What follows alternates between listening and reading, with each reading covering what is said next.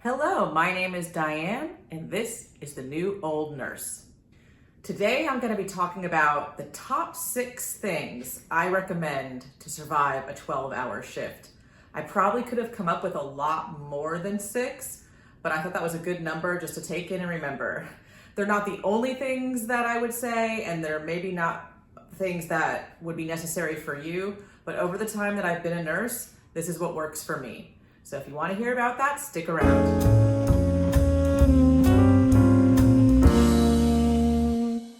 The very top of my list for surviving a 12-hour shift is making sure my feet don't hurt. And that may sound like an old lady thing, like, oh, I'm an older nurse, so my feet are gonna hurt. But I promise you, people of all ages who I work with tell me that their feet hurt. And the number one recommendation I have for that is compression socks.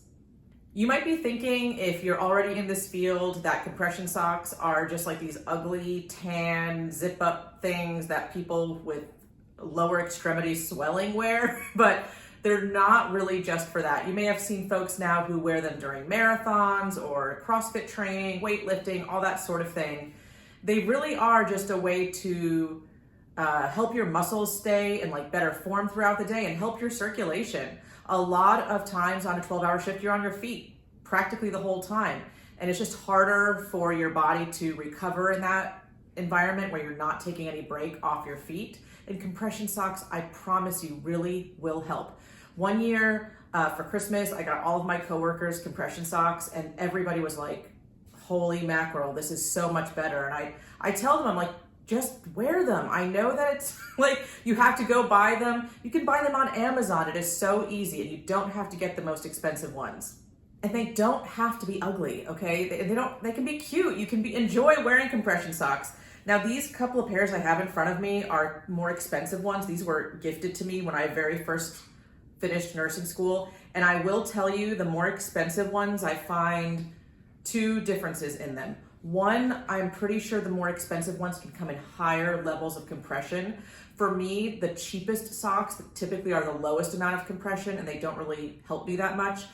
I would say a medium level of compression is good for me. These are even stronger than that. The other thing that the more expensive ones do is I think they just last better. The elastic must be just a lot better quality, higher quality, so they don't kind of wear out as fast. But I've worn cheap compression socks, I've worn middle of the road compression socks, and I've worn these really super expensive ones. And I'm telling you, no matter which ones you choose or can afford, they are going to help you. If your feet hurt, before you even buy money on a new pair of shoes, my first recommendation would be get a pair of compression socks and see if that helps.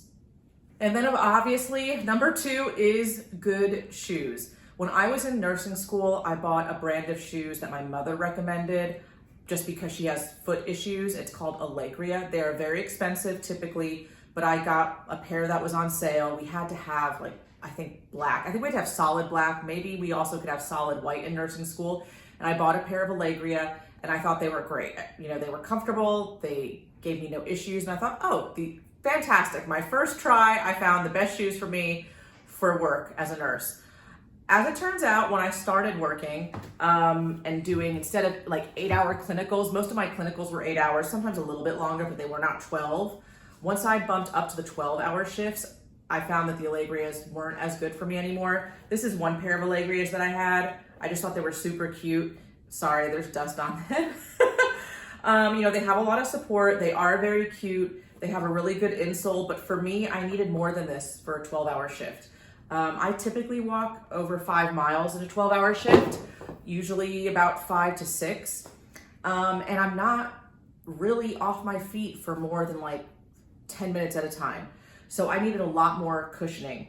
And I tried sneakers, various sneakers. A lot of my friends would say, oh, these are the ones that work for me. Oh, those are great. None of them really worked great for me. Even though they looked like they should, they didn't. Until I found a particular type of Skechers, which I will link below. They have max cushion on the side and they have Go Run on the tongue. I go on Amazon and I buy, if I need a new pair, I buy whichever color happens to be on sale at the time. So I probably have like about 6 pairs of these. I usually have 2 going at a time because I will alternate days, meaning if I wear these on Thursday, then on Friday I wear the other pair. Saturday, if I'm working Saturday, I swap back because I had read that shoes like these, they need more than a few hours break to decompress all the pressure that you've put on them throughout the day. So that's another tip of mine, is to alternate your shoes. If you have one pair of great shoes, splurge and get a second pair of the same kind and alternate. Do not wear the same pair over and over and over until they wear out. You're not getting as much out of them as you would if you alternate the days. My next tip out of 6, number 2 out of 6, is hydration. I know it's a meme that nurses carry around these giant cups, but I'm gonna explain to you why it's important. If you're well hydrated already, you may have never discovered this. I'm somebody who typically, if I'm at home, I am staying pretty well hydrated. When I started as a nurse, I would be so busy throughout the day, I wouldn't really drink as much as I should, and I found myself getting terrible headaches late afternoon. And I was like, what the heck? I mean, is it just the stress of the job? Is it just thinking really hard about everything I'm doing? And then I realized I'm not drinking enough throughout the day. So I had some coworkers who had, of course, all the different types of cups. Stanley was really blowing up at one point in my career. And I saw these huge Stanley cups and I was like, that's ridiculous. I would feel them. I'd be like, hey, let me see that. They weighed like as much as a car loaded with a drink. And I'm like, that's crazy. I'm not going to get the largest size Stanley cup. So I got I can't remember if this is 30 or 32 ounces. And this is a fantastic cup. Nothing wrong with this cup. I got whatever color was in stock. I think I went to Academy Sports or something and I got this. Okay. I highly recommend it. What I realized though, is that if I put ice in it, which of course I do because I bring a cold drink, there really wasn't enough volume of liquid left in the cup, once it worked its way around the ice to last me through a 12-hour shift. So like an epiphany, I realized why the larger, like 40-ounce cups are a thing. So having already bought this, I did not want to spend the money on a huge Stanley cup because I was like, I just don't want to waste that money. So I had noticed that at Walmart, they had like kind of copycat Stanley cups. And this is, I'll hold them next to each other. You could see the difference in size. This was just a white cup. A coworker of mine one time got some stickers and she's like, want me to put some on your cup? I said, sure. Did not realize it was going to end up like this, but I love it. I get lots of compliments on it. So if you are resisting the huge cup, here's my pitch to you. If you fill this with ice, I don't really fill it, but I put maybe ice up to there, and then you fill it with water, it will have water throughout the day, okay? You're not gonna get to the bottom unless you drink super fast, which if you do, great. But this is the size cup you need if you want ice and a good volume of beverage throughout your whole day. So typically I finish this in a 12-hour shift, sometimes around like 5 o'clock or so, but not always, depends how busy I am. And if I have some left for my drive home, then I finish it on my drive home. And this is the size now that I carry. And yes, it does feel like I'm carrying a suitcase into work, but I don't care because I need it. It'll keep away those dehydration headaches and you'll be a lot better off. Okay, I think my visual aid portion of the presentation has ended. Tip number 3, right? Are we on 3? We're on 3. This is such a basic thing, but so many of my friends who I've worked with do not do this. Pack food with you to work, okay? You never know how busy you're gonna get, when you're gonna get a break. You do not want to reach the end of your day and not have eaten anything. It is not healthy for you. You're gonna be crabby, you're gonna be hangry. Pack food. Not only do I recommend packing food, pack quick grab things. We all see those joke videos online where it's like showing a nurse just like eating cups of applesauce and like saltines because they're grabbing what's available where they're working. Put stuff in a lunch bag. It's not going to be the best meal you've ever had, but it'll be good for you. It'll be cheaper than grabbing some crap out of the cafeteria, and it'll keep you energized throughout your day. Things I recommend are like the cheese sticks, like the, oh my gosh, string cheese. I also get like the Colby Jack sticks. I'm a big fan of like protein bars, protein shakes. I also love those pouches of tuna. I think it's Bumblebee. Not sure the brand, but it's called, I think, Spicy Thai. It is so good. They have like a sun-dried tomato basil one. It's a lot of protein. They used to come with a little fork with them, but I guess they figured a lot of people weren't using that. But that was awesome because I didn't have to pack a fork. But I will sit at the nurse's station charting or whatever I'm doing, eating that tuna straight out of the packet. It's so good. Yes, you might annoy your friends and coworkers because it's, tuna. There's a little bit of an odor. I don't mind it because I love tuna fish, but just think ahead a little bit. The days before I start like my 2 or 3 shifts in a row, like on a Wednesday, if I'm going to work Thursday, Friday, Saturday, I try to organize for at least 2 of those days to have snacks with me. The third day, sometimes I think to myself, I know I'm going to be tired and crabby and I'm just going to want to order something from DoorDash, and I let myself. But just try to plan ahead with your snacks at work. You need to eat. You need to keep yourself fueled. I promise you, you will have a much better day if you do. Continuing on the food category. I'm Italian. We love to eat, so that's why this is a big deal for me. But plan your dinners as well. I like to eat when I get home. I like to have dinner with my family when I get home. It's not ideal for health reasons because it is late. I do eat too close to when I go to bedtime, but I'm going to keep doing it because I want to eat with my family. I have come up with kind of a routine for the days that I'm working. One night, I will put something in the crock pot before I go. If I can, I'll even kind of organize it the last day before I start my shifts. So it's just like in a big Ziploc and I can dump it in. But I get super easy stuff, like I'll get all the spices mixed together for chili, and then I just have like the can of tomatoes, the can of beans, all sitting on the counter for me to throw it all in before I go to work. Whatever, crock pot, first day of work. That also allows there to be leftovers either for me to bring for lunch or my family to eat for lunches the next couple of days while I'm gone because I'm not there at home to figure anything out for them. The second day, typically, I am married. My husband usually will grill something. Usually it's cheeseburgers, but we've done other stuff. So it's kind of like, yes, we're having a home cooked meal, but I don't really have to worry anything about it. I just need to make sure we have the groceries in the house and he cooks it. And I'm just going to say as a small recommendation, it is so nice to pull up to my house at 8 o'clock at night, 8:30 at night, and just smell the grill like that somebody's cooking. I don't know. That's one of the reasons why I love to have something in the crock pot or the grill for when I come home, because when you're so tired and you're just so happy to be back in like your happy place, just the smell of hot food cooking, like welcoming you home. I love that. Then the third shift of the week that I do, typically we will then either eat leftovers. Occasionally I'll do like a crock pot thing on Saturdays. That's usually my third day is a Saturday. But a lot of times we will get either pizza because it's like Saturday night. It's like, all right, we're going to have pizza. Like that's kind of, I come home, I know I have to get up early again the next day. So, we kind of have like a relaxing night with pizza, or we'll get like Publix subs, just something that makes us still feel like it's the weekend a little bit and we're taking a break. Nobody's cooking. But please, my recommendation to you is make sure you have something for dinner so you don't come home crabby, scrounging for something in the fridge. Then you get upset. Then you're just like, you eat crap, or you don't eat at all. You just crash into bed, and it's not going to set you up for success at work. I know that sounds like really cheesy, real salesman-y, but that's my advice to you, to have a successful shift, especially if you're working a few in a row. You really don't want to get your eating habits all screwed up over those days. It's just going to cause havoc for you and your body and your energy levels. So plan dinner in advance, shop for it in advance, plan for it in advance, and you'll have a much better week of work. Number 5, bring a phone charger to work. Please. So many people are at work calling over the walkies or whatever. Does anybody have a phone charger? Does anybody have a phone charger? Does anybody have the little adapter to plug it into the wall? I have a Ziploc bag with my phone charger and the adapter. I bring it with me to work. Will I let people use it? Yes, but they can't walk off with it, okay? It's very valuable at work to have a phone charger. Just bring your own. That would be one less stress you have off you.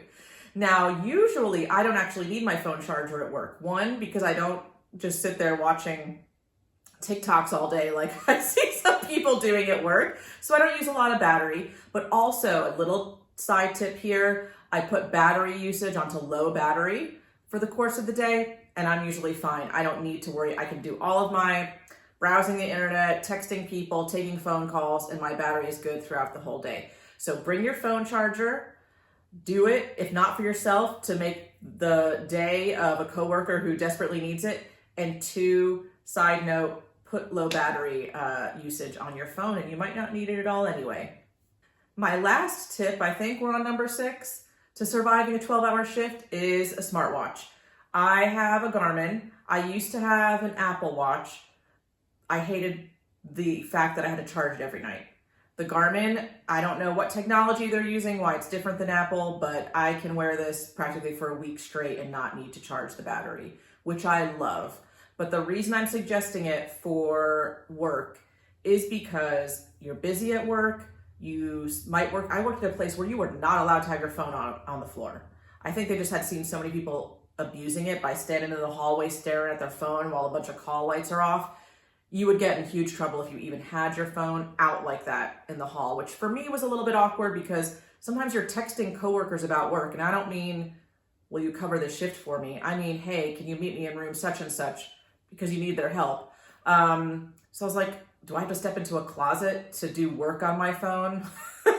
Anyway, but yeah, you're busy, you don't have time, and you don't want to be seen pulling out your phone all the time. It just doesn't seem as professional. If you have a smartwatch and it's connected, so you can, if you know that you have gotten a text, you can look at your watch and see who it's from, what they're talking about. Do you need to answer it right away? My boss will text me while we're at work and say, hey, did so-and-so's medication come in? Hey, did so-and-so, how's they're doing? You know, there's lots of work messages like that. It is not just for personal stuff. And a smartwatch allows me to decide whether I need to address it right then, don't have to pull out my phone, don't have to waste battery on my phone, and don't have to just be staring at my phone a lot to get my work done. So yes, Apple Watches are expensive. The Garmin's aren't usually as expensive. I mean, they have all different ones, but I think this one was maybe $200, and for a comparable Apple Watch at the time, it was like $400. So I do really recommend the Garmin. I also like that it's round instead of the somewhat rectangular square Apple face, but that's just a personal thing. And I know when you're in nursing school, they tell you to wear an analog watch because you have the second hand, but there are analog watch faces that I can change. I don't have it like that. I have it like a big digital watch, but I can swipe it and change it to an analog watch. And then I have a second hand if I need to count for heart rate or something, or respirations or anything. So again, this is not a necessity. It's a big investment, but we're talking 12-hour shifts here. The recommendations I'm giving to you are things that will just make life go more smoothly and make your days that much more tolerable and efficient. So if you can, maybe wait till your first nurse paycheck. I recommend a smartwatch. It enables you to stay connected without having to grab your phone every 5 minutes. And you also won't be tempted to grab your phone and then stand there and be like, oh, let me just check out Instagram. Let me just check out TikTok. Because you're not pulling your phone out. So you won't get in trouble at work.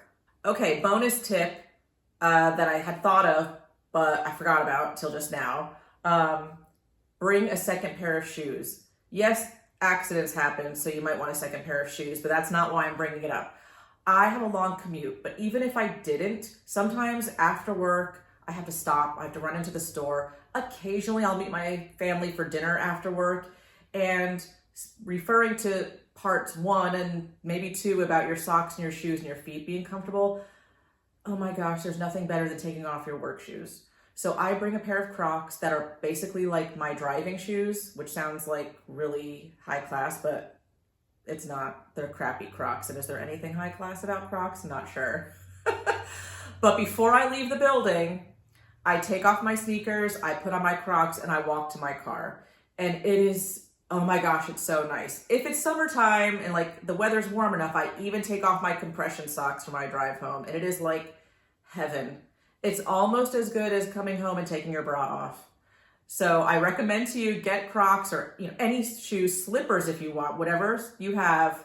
That could be a comfortable pair of shoes to just take off your work shoes when you're sitting down and that pressure is finally off your feet. You don't want them all tight still in a pair of work shoes. You want something comfy and cozy. So get a second pair of shoes for your commute. To sum up, we had compression socks, good shoes, hydration, a cup, packing lunch, preparing dinner, planning for dinner, phone charger, and a second pair of shoes. These are all little things that don't take up much money or much time. Did I say smartwatch? I think so. Middle age, what can I say? These are all little things that you don't need to do. They're just things that I think you should do. When I started off, Did I do all these things? No. But over time I realized, wow, my feet hurt. Wow, I'm thirsty. God, I'm starving.